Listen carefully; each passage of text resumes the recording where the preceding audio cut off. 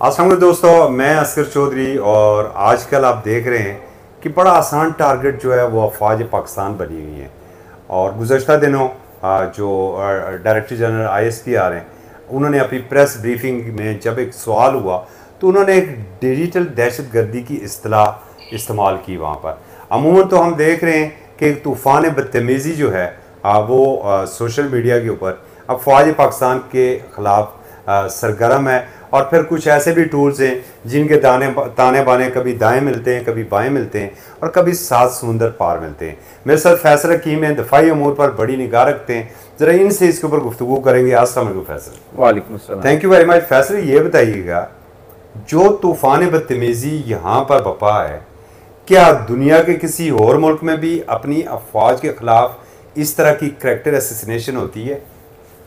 देखिए, अगर आप बात करते हैं अफवाज पाकिस्तान की, तो सबसे पहले हमें देखना होगा कि गुज़िश्ता कई सालों से जो पाकिस्तान को दहशतगर्दी की एक जो है वो चैलेंज दरपेश है, उसमें किस बहादुरी से हमारी अफवाज उसका मुकाबला कर रही हैं, किस तरह कुर्बानियाँ दे रही हैं। आए रोज़ जो है वो शहादतों की एक जो है ख़बरें मिलती हैं हमें कि फ़लाँ जगह इतने शहीद हो गए, फ़लाँ जगह जो है वो दहशतगर्दों के साथ मुकाबला करते हुए इतने फ़ौजी जो हैं वो ज़ख्मी हो गए। और इस मट्टी की हिफाजत के लिए, सरजमीन की हिफाजत के लिए वो अपनी जानों का नजराना दे रहे हैं। जो बात करते हैं आपके दूसरे ममालिक में, तो दूसरे ममालिक में बिल्कुल भी ऐसा नहीं होता। आपको याद हो जिस तरह 9 मई को यहाँ पे किया गया, उससे पहले एक वाक़या हो चुका है अमरीकी इंतखाबात में भी, जो कैपिटल हिल में था। उसमें जो कैपिटल हिल पे सारा कुछ हुआ था, उसमें जो जिम्मेदारान थे, आप ज़रा वो उठा के देखें उनकी फहरिस्त की, उनको कितनी और कैसी कैसी सज़ाएं दी गई हैं।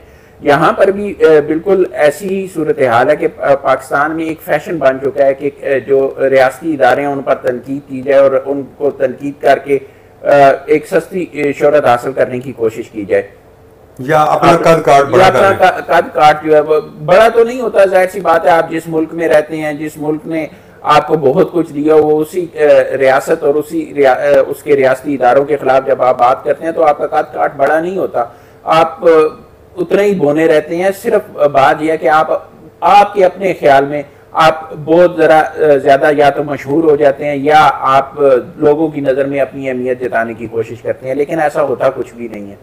अगर आप बात करते हैं तो आपके सामने अमेरिका की मिसाल है, बहुत सारे दीगर ममालिक की मिसाल रखी जा सकती है, जिसमें जो रियासती इदारे हैं वहाँ पर तनकीद करने की इजाज़त नहीं होती। इख्तलाफात ज़रूर होते हैं, हो सकता है कि आपके कोई ऐसे नज़रियात हों या कोई ऐसी चीज़ हो जो आपको पसंद ना हो, लेकिन आप अपने आइन की पाबंदी करने और अपने जो मुल्क है उसके कवानीन की पाबंदी आप पर लाजिम होती है, और जब आप उनकी पाबंदी नहीं करते तो आपको सजा ज़रूर मिलती है। बिल्कुल, आपने जिस तरह बात की है तसल्सल के साथ, दहशतगर्दी के ख़िलाफ़ हमारी अफवाज पाकिस्तान कुर्बानियाँ दे रही हैं और रोज़ाना आप देखते हैं शहदा के जनाजे उठाए जा रहे हैं।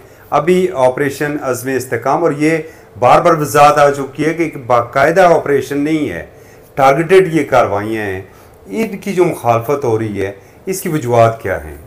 देखें, एक तो जो एक डिसइंफॉर्मेशन फैलाई जा रही है वो ऑपरेशन क्या के फैलाई जा रही है। सबसे पहले समझने की ज़रूरत है कि ये अज़्म इस्तेकाम क्या चीज़ है। अज़्म इस्तेकाम ये है कि आपको जो दहशतगर्दी का चैलेंज दरपेश है, आपको जो दीगर चैलेंजेस दरपेश हैं उनसे निपटा जाएगा। दहशतगर्दी का चैलेंज जो दरपेश है उस पर आप देखें कि आपके इंटेलिजेंस बेस्ड ऑपरेशन जो है वो रोज़ाना की बुनियाद पे हो रहे हैं, और DGISPR ने वाज़े तौर पर कहा है कि 112 से ज़ायद जो है वो रोज़ाना ऑपरेशन किए जाते हैं, और उन ऑपरेशन में ये कोशिश की जाती है कि दहशतगर्दी का खात्मा किया जाए। इस हवाले से DGISPR ने वाज़े जो है वो अदाद व शुमार भी मीडिया के सामने रखे हैं। तो ये अज़्म इस्तेकाम उसी को आगे लेकर जाना है। इस मुल्क के इस्तेकाम के लिए, इस मुल्क को जो चैलेंजेस दरपेश हैं उनको उनसे निमटने के लिए, जो ये कहा जाता है ना कि ऑपरेशन अज़्म इस्तेकाम है, और शायद इसमें जो है वो जिस तरह ऑपरेशन राय रास था या रद्दुल फसाद था या उस तरह की सिचुएशन बिल्कुल नहीं होनी। यहाँ पे किसी को डिस्प्लेस नहीं किया जाना, किसी को बेघर नहीं किया जाना। सिर्फ जहाँ पे इतलात होंगी, जहाँ पे इंटेलिजेंस इतलात के मुताबिक वहीं पे कार्रवाई की जाएगी, उसमें किसी को कोई खतरा नहीं है। मुल्क से दहशतगर्दी के खात्मे के लिए बहुत ज़रूरी है। जहाँ तक बात है इसकी मुखालफत की, तो इसकी मुखालफत वही लोग कर रहे हैं जो दहशतगर्दों के भी हमदर्द हैं और इसके साथ साथ पाकिस्तान को तरक्की करता हुआ नहीं देख सकते। बिल्कुल सही। बनू इंसिडेंट हुआ और बड़ा वबेला, जिस तरह मैंने पहले आपको बताया कि सबसे आसान हल है मोबाइल उठाएं, आप फेसबुक खोलें और जो जहर आपके अंदर है उसे उगल दें। अजीब व गरीब की किस्म की वहाँ पर अफवाहें फैलाई गई। किसी ने 400 का दावा किया, किसी ने 195 लाशों का दावा किया और ग्राउंड के ऊपर हमें कोई जनाजा नज़र नहीं आया। और दूसरी तरफ कुछ फुटेज ऐसी हुई आई हैं कि लोग वहाँ से माल और असबाब लूट के ले जा रहे थे। इसके ऊपर आप क्या कहेंगे?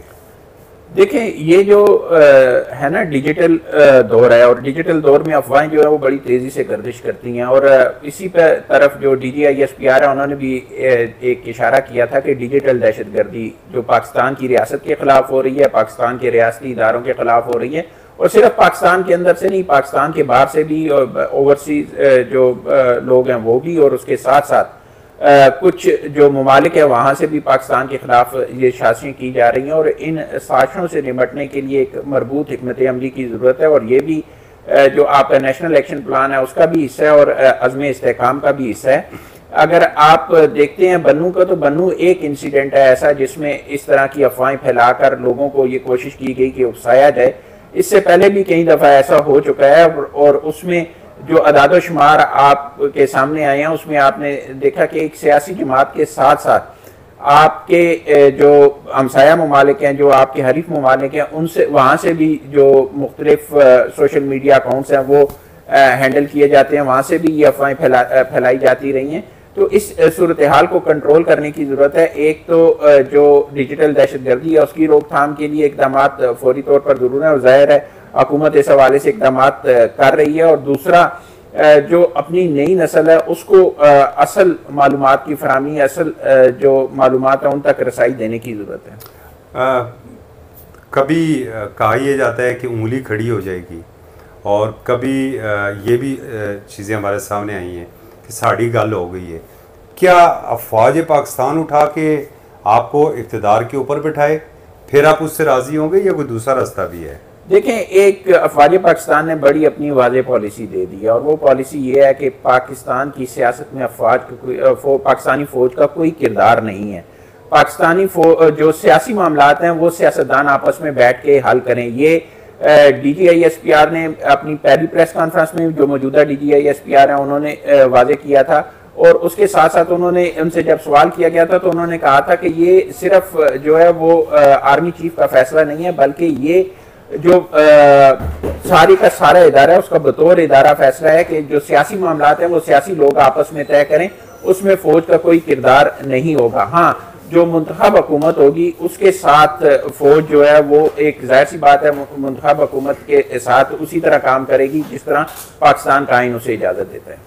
बहुत शुक्रिया फैसल। चूँकि वक्त बड़ा महदूद होता है, दूसरे पोर्शन में मज़ीद गुफ्तगू करेंगे। डिजिटल दहशतगर्दी बिल्कुल इसकी रोकथाम होनी चाहिए। कवानीन हैं मौजूद, मज़ीद कवानीन की ज़रूरत नहीं है, सिर्फ उन कवानीन के ऊपर अमल कर दें तो बहुत से मामलात सीधे हो सकते हैं। और जिस तरह फैसल ने बात की कैपिटल हिल की, अगर यहाँ पर भी आप 9th पे के लोगों को कैफर किरदार तक पहुँचा देते तो शायद नौबत यहाँ तक नहीं पहुँचती। इजाज़त दीजिए, अल्लाह हाफ़िज़।